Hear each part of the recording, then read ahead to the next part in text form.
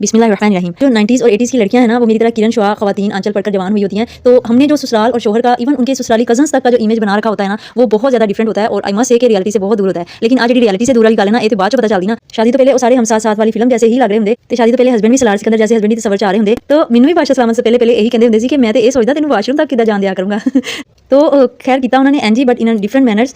You know what is the difference between करण ते can विच। तो जनाब शुरू करते हैं एक बोंगी बीवी से एक स्मार्ट और बावकार मलका बने तक का सफर। एंड यू नो काम ते खोता भी कर लेंदा है सारा दिन, लेकिन फिर भी लोगों की नज़र में बेवकूफ़ी रहता है। आपने देखा होगा कि ज्यादा काम करने वालियां बहुत ज्यादा बेइज्जत भी हो रही होती हैं, जबकि कम काम करने वाली अपनी इज्जत भी बना लेती हैं, क्योंकि वो हार्ड वर्क नहीं करती बल्कि वो स्मार्ट वर्क करती हैं। मैं इन तमाम बहनों को आज ये कहना चाहती हूँ कि अभी भी देर नहीं हुई, जो हो गया उसे दफा करो। देखिए, दिलों को बदलना जो होता है ना, वो अल्लाह पाक के हाथ में होता है, और इज्जत अता फरमाना भी अल्लाह पाक के हाथ में होता है। Prepare yourself, work on yourself, care about your emotions and heart and prioritise your need and desire as well. और अब यहाँ पे आपको वो तमाम एक्सक्यूजेस याद आ जाते हैं जो एक बोंगी बीवी में होते हैं, और अब आपने वो देखना है कि अब आपको कौन कौन से वो एक्सक्यूजेस जो हैं वो याद आते हैं इस सिलसिले में कि शोहर गरीब है, वो अफोर्ड नहीं कर सकते, मैं खुद को किस तरह से संवारूं, मुझे तो घर के काम बहुत ज्यादा होते हैं, मेरे ऊपर तो बच्चों की रिस्पॉन्सिबिलिटीज हैं और ससुराल का बहुत ज्यादा प्रेशर है। यही सोच ही तो है। खुद एक मिडिल क्लास फैमिली से हूँ, बचपन से लेकर आज तक बहुत सारे लम्हे मैंने ऐसे देखे हैं जो हो सकता है कि आपने बहुत सोने भी ना देखे हों। मैं खुद अभी भी लंडे से शॉपिंग करती हूँ, एक बच्चे के ब्रांड के कपड़े अगर मैं ले लूँ तो उनको संभाल के रखती हूँ, और ताकि वो दूसरों के काम आ जाए, और फिर मैं उसको तीसरे को भी पहनाती हूँ। तो मैं ये नहीं कहती कि आप अपने शोहर को कहें कि चलो मैंने गुच्ची ते ले चलो तो मैंने उतो शॉपिंग करवाओ, या फिर सना सफीनाज के सूट जो है वो मैंने घर में पहने हैं, मुझे लेके दो। ए बाबा तेन नहीं पता चलता तो तू किसी और भेज दे। इन आदमी को भी अपनी वर्थ का पता है कि मैं चौधरी हाँ, तो किसी की जरूरत नहीं मैंने कुछ कहा जाए। ये मैटर नहीं करता कि आपकी नोज मोटी है या फिर तीखी नहीं है, या फिर आपका रंग सावला है, या फिर आपका कद छोटा है,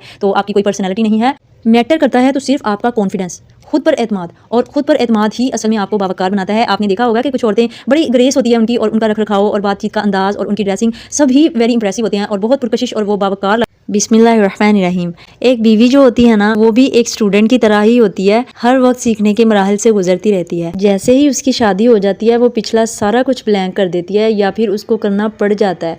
हमने ना बहुत सारे ख्वाब सजाए होते हैं अपने लाइफ पार्टनर को लेके, और ख़ासतौर पर जो हम 80s की लड़कियां हैं ना, वेल मैं इन्हें लड़कियां ही कहूँगी, आप में से अगर कोई औरत कहना चाहे तो इट्स योर विश। तो वो जो 90s और 80s की लड़कियां हैं ना, वो मेरी तरह किरण शुआ ख़वातीन आंचल पढ़कर जवान हुई होती हैं।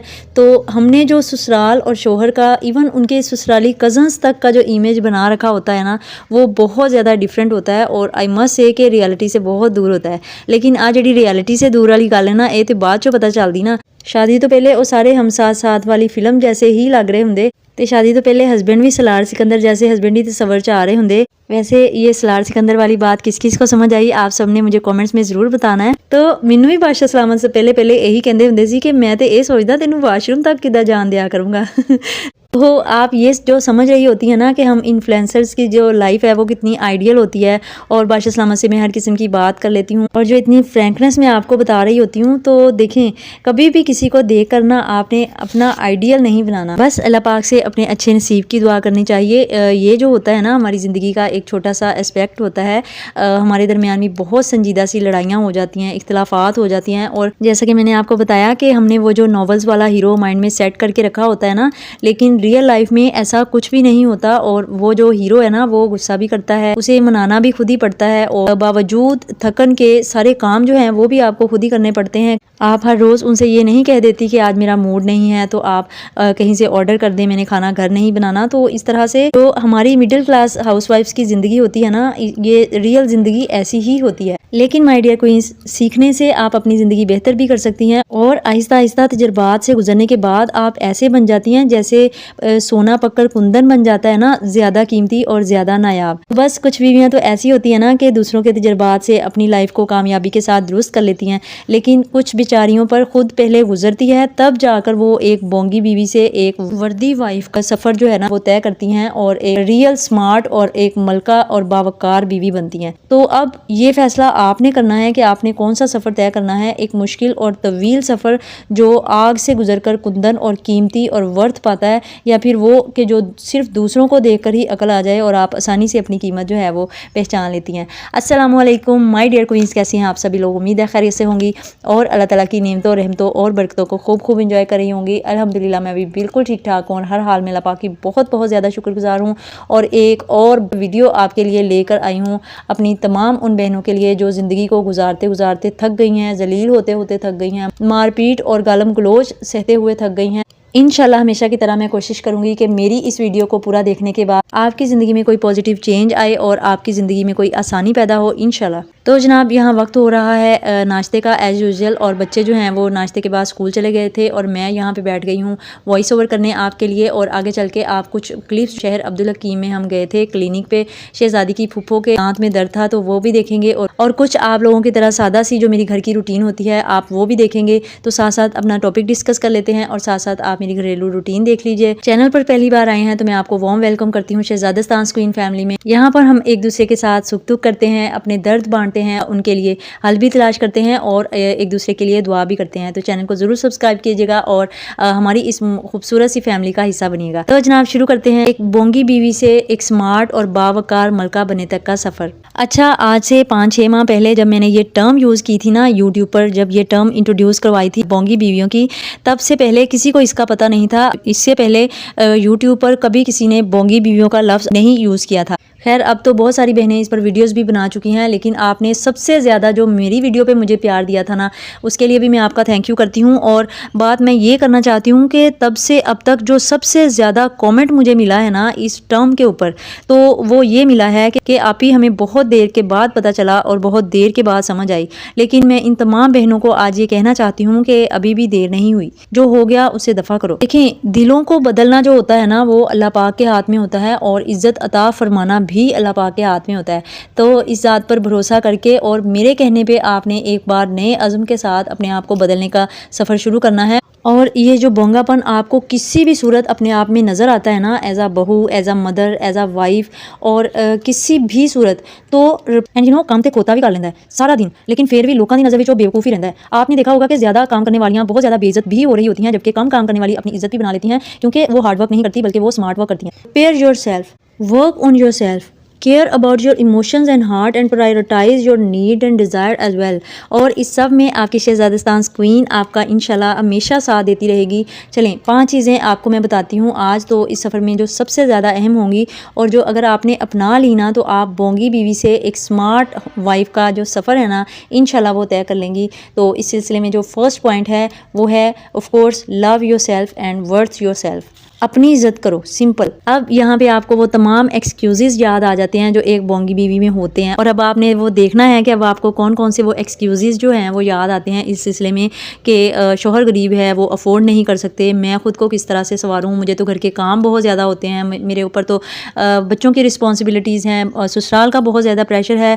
यही सोच ही तो है जो आपको बोंगी साबित करती है। माय डियर क्वींस, स्मार्ट बने। मैं खुद एक मिडिल क्लास फैमिली से हूँ, बचपन से लेके आज तक बहुत सारे लम्हे मैंने ऐसे देखे हैं जो हो सकता है कि आप बहुत सोने भी ना देखे हों। मैं खुद अभी भी लंडे से शॉपिंग करती हूँ, एक बच्चे के ब्रांड के कपड़े अगर मैं ले लूँ तो उनको संभाल के रखती हूँ, और ताकि वो दूसरों के काम आ जाएँ, और फिर मैं उसको तीसरे को भी पहनाती हूँ। तो मैं ये नहीं कहती कि आप अपने शोहर को कहें कि चलो मैनू गुच्ची ते लै चलो तो हुण मैनू उत्थों शॉपिंग करवाओ, या फिर सना सफीनाज के सूट जो है वो मैंने घर में पहने हैं, मुझे लेके दो। एक धुला हुआ, इस्त्री किया हुआ, साफ़ सुथरा जोड़ा जो है ना, और सलीके से बाल संवारे हुए, और एक हल्की सी लिपस्टिक, ये सब ज़ीरो कॉस्ट पे कर सकती हैं आप। और इस पर कोई पैसे नहीं लगते, आपकी कोई एनर्जी नहीं लगती, सिर्फ़ और सिर्फ आपका जो अपने साथ कमिटमेंट है ना, जो आपने अभी करना है, सिर्फ़ और सिर्फ वो चाहिए, और आपको अपने साथ मोहब्बत होनी चाहिए इसके लिए। अच्छा, हम ना अब्दुल हकीम शहर में गए शहजादी की फूफो के पास। ये ना एक छोटा सा शहर है और अभी बहुत ज़्यादा डेवलप नहीं है। मौलाना तारक जमील जो है ना वो तो लंबा उनका आबाई गाँव है, और ये वहाँ से ना कोई 10-12 मिनट के फासले पर है ये वाला जो अब्दुल हकीम शहर है। छोटा सा बहुत खूबसूरत सा शहर है। शहजादी की फूफो के दांत में दर्द थी और हम ना क्लिनिक गए हुए थे। वहाँ पे ना एक आदमी बैठा हुआ था, तो ऐसे ही जैसे सादा से लोग होते हैं, तो मेरी शहजादी की फूफो के साथ ना उस टाइम लिबास पे डिस्कशन हो रही थी कि किस तरह से आपका जो अपीयरेंस होता है ना वो लोगों को पहले बता देता है कि आपको किस तरह से ट्रीट करना है, उसके बोलने से भी पहले। तो मैं उसको कह रही थी कि ये देखो अब अंकल बैठे हुए हैं ना, कि उनका हुलिया देखो, सादा सा जैसे शिकनज़दा सा कुर्ता और धोती, और वो सादा सा जो साफ़ा होता है ना उसकी पगड़ी सी बना के रुमाल सा उन्होंने सर पे बांधा हुआ था। तो मैंने उसे कहा कि फ़र्ज़ करो वो जो सामने ऑपरेटर लड़का बैठा हुआ है उससे जाके कोई बात कहे, फिर उसको वो किस तरह से ट्रीट करेगा। वो एक बार कोई नुस्खा समझा देगा उसको, दूसरी बार समझाएगा।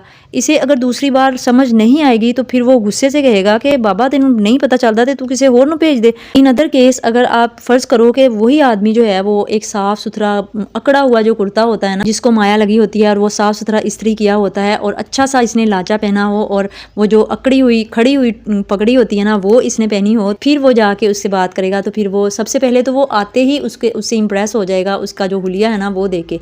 उसके बाद ये जो बंदा है ना उसको डांट कर कहेगा कि तुम्हें पता नहीं चलता, तुमको किस लिए यहाँ पे रखा है, और उसकी मिजाल नहीं होगी आगे से चूं भी करने की। क्यों? क्योंकि उसे पता है कि सामने खड़ा हुआ जो आदमी है ना वो कोई एमी नहीं है, वो जागीरदार है, उसका जो हुलिया है वो चीख चीख कर बता रहा है कि वो कोई ठीक ठाक फैमिली से है, और उसको 10 बार भी वो पूछेगा तो वो वही अखलाक के साथ उसको बताएगा, बाबा जी ये इस तरह नहीं, ये इस तरह से बात है। इस आदमी को भी अपनी वर्थ का पता है कि मैं चौधरी हाँ ते किसी की जरूरत नहीं मैनू कुछ कह जावे। सो ये चीज़ आती है अपनी वर्थ को खुद पहचानने से, और इसी तरह से आप पहले खुद को इज़्ज़त देंगी, पहले आप खुद की वर्थ पहचानेंगी, तब आपको लोग एक्नॉलेज करेंगे, आपकी क्वीनशिप को फॉलो करेंगे। सो अपना जो हुलिया है ना वो आपने मासियों वाला नहीं बल्कि मालकिन वाला बनाना है, और अपने अंदर से ये फीलिंग लेके आनी है कि मैं काम वाली नहीं हूँ, मैं इस घर की मालकिन हूँ और मेरे पे ये जो रिस्पॉन्सिबिलिटीज़ है ना ये रिस्पॉन्सिबिलिटीज़ नहीं है, ये असल में एक ताज है जो मेरे सर पे पहनाया हुआ है।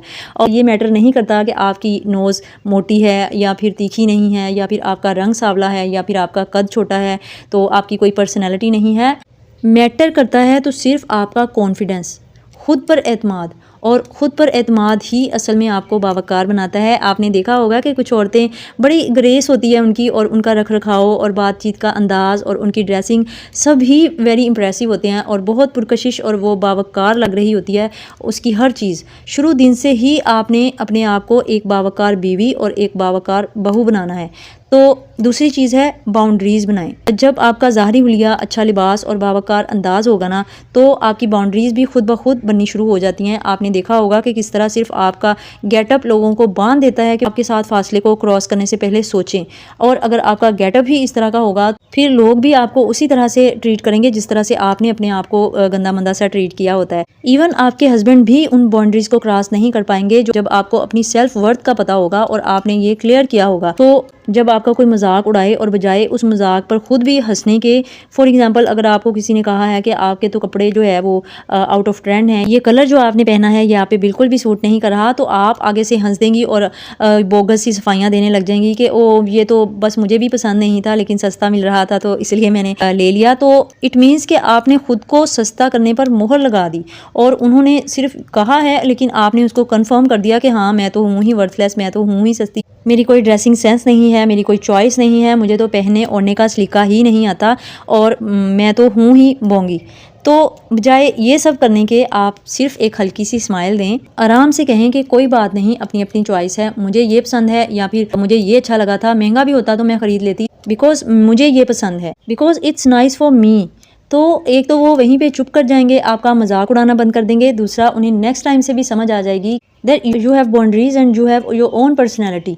और इसी तरह से आपने पहले दिन से ही शोहर के साथ भी यही लिमिट्स रखनी है, हर वक्त उनके सर पे सवार रहना और बार बार अगर वो कॉल ना उठाए तो करते जाना। ये जो शोहर बात बात पे गालियां देते हैं ना, मारते पीटते हैं, बड़ी महफिल में खड़े होकर बीवी को जलील कर देते हैं, एक्चुअली ये वही बीवियां होती हैं जिन्होंने शुरू ही से उन पर अपनी हदूद वाजिया नहीं की होती, जिन्होंने बताया ही नहीं होता कि मैं किसी को इजाज़त नहीं देती अपने साथ ज़्यादती करने की और किसी भी किस्म की बदतमीज़ी की मैं इजाज़त नहीं देती। तीसरी किस्म की बोंगी औरतें वो होती हैं जिनका फोकस जो है ना वो सिर्फ और सिर्फ काम पे होता है, एंड यू नो काम ते खोता भी कर लेंदा है सारा दिन, लेकिन फिर भी लोगों की नज़र में वो बेवकूफ़ ही रहता है। आपने देखा होगा कि ज़्यादा काम करने वालियाँ बहुत ज़्यादा बेइज्जत भी हो रही होती हैं, जबकि कम काम करने वाली अपनी इज्जत भी बना लेती हैं क्योंकि वो हार्ड वर्क नहीं करती बल्कि वो स्मार्ट वर्क करती हैं, अपनी ज़ात को भी अहम समझती हैं, अपनी सेहत का, अपनी थकन का भी ख्याल करती हैं। अच्छा, यहाँ पे ना एक मैं आपको ज़रूरी बात कहना चाहती हूँ कि आपने हमेशा खुद को अहमियत देनी है, खुद को कीमती भी समझना है, खुद को एक इज़्ज़तदार इंसान भी समझना है, लेकिन कभी भी खुद को सुपीरियर नहीं समझना। आई रिपीट के कभी भी खुद को सुपीरियर नहीं समझना, ये एक एक्सट्रीम लेवल है। और देखें जो एहसास कमतरी होता है ना वो एक गलत चीज़ है, एज़ वेल एज़ एहसास बर्तरी भी बहुत गलत चीज़ है कि आप अपनी ज़ात को इतनी अहमियत दें कि आपको खुद के आगे कुछ नज़र ही ना आए और आप इतनी ज़्यादा मगरूर हो जाएं कि आपको पता ही ना हो कि अगला बंदा कितनी तकलीफ़ में है और वो आपको मदद के लिए बुला रहा है और आप अपनी बाउंड्रीज़ लेकर बैठी रहें और आप ये कह दें कि आप ही ने तो कहा था कि इनकार करना सीखें। या फिर ऐसा हो कि सास आपकी बेचारी शुगर की मारी भूखी बैठी हुई हैं बाहर और आपका इंतज़ार कर रही हैं कि कब आप कमरे से बाहर निकलेंगी आराम करके और कब आप उनको खाना फराहम करेंगी, और आपने इस तरह से बिल्कुल भी नहीं करना। अल्लाह ताला से आपने डरते रहना है। तो excess of everything is bad. बावकार मलका वही होती है जो रिश्तों के तकद्दुस को भी समझे और अपनी ज़ात के तकद्दुस को भी बरकरार रखे। चौथी चीज़, हर वक्त शिकवा शिकायत करना, रोना धोना डाले रखना, स्यापा पाई रखना, सबको बताते फिरना कि मेरा तो बंदा ही निकम्मा है, मैनू तो कुछ दिंदा ही नहीं, मेरी तो उन्होंने परवाह ही नहीं, लोगों के बंदे इंज तो मेरा बंदा इंज। तो याद रखें कि किसी का मुँह लाल होए ना तो अपना चपेड़ा मार के नहीं कर लीदा। अल्लाह पाक की तकसीम पर राज़ी रहना ही एक बावकार और स्मार्ट औरत का तरीका होता है। वो कभी भी शोहर को ये परेशान नहीं करती कि फ़लाँ के शोहर ने न्यू फ्रिज ले दिया है, उसे गर्मी लगती थी उसे एसी लगवा दिया है, फ़लाँ जोड़ा दिलवा दिया है, फ़लाँ जगह घुमाने ले गया है। हो सकता है कि आप उनकी लाइफ का एक पहलू देख रही हों और आपके हस्बैंड किसी ऐसे मामले में बेस्ट शोहर हों जिसके लिए आपकी सहेली को सारी उम्र के लिए तरसना पड़ रहा हो। तो स्मार्ट बीवी वो होती है जो अपने शोहर की ज़िंदगी में आसानियाँ लाती है, उसे सुकून फराहम करती है। सो नाशुक्री और शिकायतें बिल्कुल भी नहीं करनी। स्मार्ट बीवी जो होती है ना वो शोहर को ये कभी भी नहीं कहती कि तेरी माँ मेरे नाल इंज कर दी है, मैं कली सारा दिन इन्हां दियां खिदमतां करदी रहनी, मैनू कोई सिला नहीं मिलता, इस तरह की। याद रखें जो ये एशिया के स्पेशली जो इंडिया पाकिस्तान के शोहर हजरात हैं ना, इनको इम्प्रेस करना है ना तो इनसे अपनी बातें मनवानी है तो कभी भी इनके माँ बाप और बहन भाइयों को बुरा आपने नहीं कहना। और ये मैं कोई ड्रामा करने का नहीं कह रही, रियल में आपने कोशिश करनी है कि इन्हें अपना समझें और इन्हें अपना बनाने के लिए मेहनत और कोशिश करें। और जिस तरह से आप चाह रही होती है ना कि आपकी भाभियाँ सास उसके साथ सलूक करें और आपकी भाभियाँ जो है वो आपके माँ बाप की शिकायतें आपके भाइयों को ना लगाएं, बिल्कुल इसी तरह से आपने खुद को भी बनाना है। और ये सोचना है कि अगर आपकी भाभी इस तरह से करेगी तो आपको कितनी ज़्यादा तकलीफ़ होगी, आपके माँ बाप को, आपके भाई को कितनी तकलीफ़ होगी। बिल्कुल इसी तरह से आपके शोहर को और आपके सास ससुर को भी तकलीफ़ होगी जब आप उनकी शिकायतें अपने शोहर से कर रही होंगी। अल्लाह ताला की रज़ा के लिए करें, शोहर की मोहब्बत के लिए करें ताकि अल्लाह पाक खुश होकर आपकी मोहब्बत आपके शोहर के दिल में डाल दे। और फिर देखिएगा कि घर में सुकून किस तरह से आता है। और सुकून जो है वो किसको अच्छा नहीं लगता। शुरू के जो 3 साल होते हैं ना वो बहुत ज़्यादा मुश्किल होते हैं, आई नो, बहुत संभल कर चलना पड़ता है, बहुत कुर्बानियाँ भी देनी पड़ती हैं, बहुत जगह कंप्रोमाइज़ भी करना पड़ता है, रिश्तों को समझना भी पड़ता है और समझाना भी पड़ता है। तो आपने शोहर की प्रायोरिटीज़ देखनी है, उनका रिश्तों के साथ और चीज़ों के साथ जो कनेक्शन है वो देखना है और चीज़ों के साथ और रिश्तों के साथ वो किस तरह से बिहेव करते हैं वो आपने देखना है। और फिर बहुत स्मार्ट तरीके से आपने इन सबको हैंडल करना है। एंड अगर इंसान ने सोचा हो ना कुछ करने का तो फिर वो कर ही लेता है। अब आपने ये बिल्कुल भी नहीं कहना कि हम कर नहीं सकती या हमसे हो नहीं सकता। अगर आप ठान लेंगी तो इंशाल्लाह आप ज़रूर कर लेंगी। 5वीं चीज़ मैं आपको बताऊंगी वो होती है स्पिरिचुअली स्ट्रॉन्ग वुमेन। वो पॉइंट है जो बोंगी से मलका बनने का असल राज है। बोंगी बीवी कौन होती है? जो हर वक्त लोगों से वैलिडेशन मांगती है, शोहर खुश तो वो खुश, शोहर नाराज़ तो वो टूट जाती है। उसका दिल इंसानों से जुड़ा होता है इसलिए वो बार बार हर्ट हो जाती है। लेकिन स्मार्ट और समझदार बीवी जो होती है ना वो अपने दिल को अल्लाह ताला के साथ अटैच कर लेती है। वो जानती है कि अगर मेरा रब मुझसे राज़ी है तो मुझे किसी और के अप्रूवल की ज़रूरत ही नहीं है। वो औरत जो नमाज को प्रायोरिटी बनाती है, जो दिल के सुकून सजदों में ढूंढती है, जो शुक्र करती है चाहे हालात कैसे भी हों और जो दुआ से अपने रिश्ते संवारती है, वो होती है स्मार्ट औरत, मलका औरत, बावकार औरत। तो माय डियर क्वींस, जब औरत का ताल्लुक अल्लाह से मजबूत हो जाता है ना तो दुनिया के सब रिश्ते खुद ब खुद खूबसूरत होने लग जाते हैं। 6 पॉइंट में मैं आपको बताऊंगी कि अपनी खुशी को दूसरों से वाबस्ता ना करने वाली जो औरत होती है ना वही वो औरत होती है जो स्मार्ट औरत होती है और बोंगी नहीं होती। बोंगी बीवी क्या करती है? वो शोहर के एक मैसेज ना करने पर उदास हो जाती है, एक बात पर रोने लग जाती है, लोगों की तारीफ ना मिले तो खुद को यूजलेस समझ लेती है। लेकिन स्मार्ट बीवी जो होती है ना वो अपनी खुशी का रिमोट अपने हाथ में रखती है। वो जानती है कि मेरी वैल्यू किसी रवैये से कम नहीं होती। और ऐसे ही रोना धोना मैं बहुत अच्छे तरीके से समझती हूँ कि जब लोगों के रवैये जो है वो आपके मूड पर किस तरह से असरअंदाज होते हैं, आपकी सेहत पे असरअंदाज हो रहे होते हैं, आप सारी सारी रात रो रही होती हैं लेकिन दूसरे को फ़र्क नहीं पड़ रहा होता। तो मैं आपसे यही कहना चाहती हूँ कि जब एक बात करके चले जाने वाले को कोई फ़र्क नहीं पड़ रहा तो आप क्यों सारा सारा दिन सारी सारी रात रो रो कर अपने आप को हलकान कर रही हैं, उनकी बातों पर सोच सोच कर अपनी सेहत ख़राब कर रही हैं। हालांकि आपको पता है कि आपकी कितनी जिम्मेदारियां हैं और आपके बहुत सारे और काम हैं करने वाले, लेकिन आप जो हैं वो सिर्फ उनकी बातों को सोची जा रही हैं, फ़लाँ ने मेरे साथ ऐसा क्यों कर दिया, मैंने तो इस तरह से नहीं किया था, मैंने तो उनके साथ बहुत भला किया था।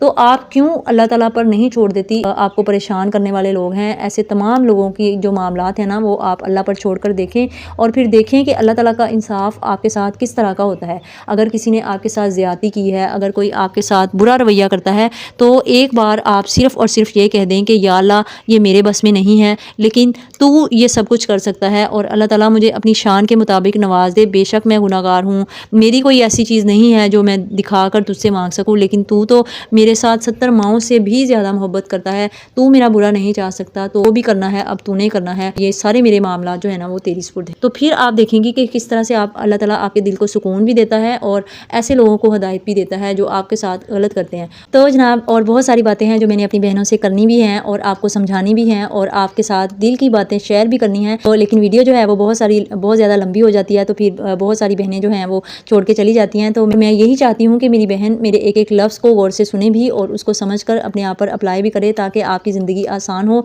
और जब आप मेरे लिए दुआ कर रही होती हैं तो मेरी ज़िंदगी में भी बहुत सारी आसानियाँ आ चुकी होती हैं। तो माय डियर क्वींस, अगर आप यहाँ तक मेरी बात सुन चुकी हैं ना, तो दिल से एक बात कहूँगी कि आप वैसी नहीं हैं जैसी आपको लोग समझते हैं। आप इससे कहीं ज़्यादा मजबूत हैं, आप इससे कहीं ज़्यादा कीमती और समझदार हैं। हम सब कभी ना कभी बोंगी बीवी वाली गलतियाँ कर रहे होते हैं, मैंने भी की हैं, मैंने खुद को भी बुलाया है, मैंने लोगों की बातें भी सुनी हैं, कभी लोगों की बातों में आके अपने दिल को भी दुखाया है। लेकिन जिस दिन मैंने खुद को पहचाना और अपनी वैल्यू को समझा है ना और अल्लाह पाक के साथ अपना ताल्लुक़ मजबूत किया है, तो यकीन करें कि मेरी ज़िंदगी भी बदलना शुरू हो गई। औरत कमज़ोर नहीं होती, बस वो ख़ुद को कम समझ लेती है। तो माय डियर क्वींस, आज से आप मेरे साथ वादा करेंगी कि आप अपनी इज़्ज़त करेंगी, अपनी खुशी का ख्याल करेंगी और सबसे बढ़कर अपने अल्लाह पाक के करीब रहेंगी। अगर मेरी ये बातें आपके दिल तक पहुँची हैं तो इस चैनल को ज़रूर सब्सक्राइब कीजिएगा, क्योंकि यहाँ पे हम सिर्फ बातें नहीं करते, हम एक दूसरे को संभालते हैं, हम एक दूसरे को समझते हैं और एक साथ मिलकर बेहतर बनाते हैं। अल्लाह ताला आपकी हर थकन को सुकून में बदल दे और अल्लाह ताला आपको वो मुकाम अता फरमाए जहाँ आप वाकई एक मलका महसूस करो, एक बावकार और एक समझदार स्मार्ट मलका और एक स्मार्ट बीवी। Thank you very much. जज़ाकल्लाह। अल्लाह हाफ़िज़।